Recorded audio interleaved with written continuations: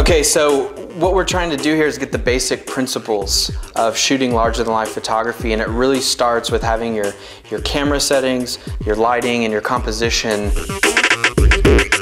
So as far as camera settings, your ISO obviously is going to be controlling the amount of grain that's in the photo. You want to have a sharp image, so keep your ISO as low as possible. If you really wanted grain in your photo, you can add that in post. For what we're doing here, you really just want like the cleanest, clearest image that you can get. Stick your ISO as low as possible and move on.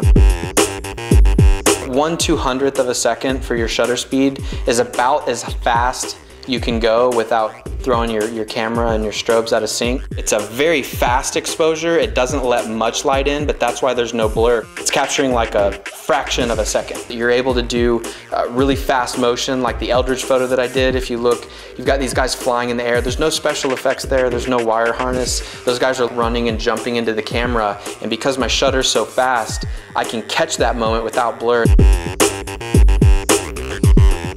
If you've got your iris open wide, you're gonna have that shallow depth of field. I know you've seen that before, where you get the foreground's in focus and the background's out of focus. Just this really shallow, contrasty depth of field. That's great for abstract. That's not super appropriate for the kind of editorial that we're talking about. The kind of look that you see in my photography, it's kind of this balanced, everything's in focus. It allows you to kind of tell a story with a lot of detail, whether it's close to the camera or far away. You want to keep that iris as closed as possible. Kind of gives this illusion of clarity. In that Eldridge photo, you can see the guitar players jumping in the foreground and the drummer in the background. Everyone's in focus, so you can kind of get the whole story of what's going on in that same shot.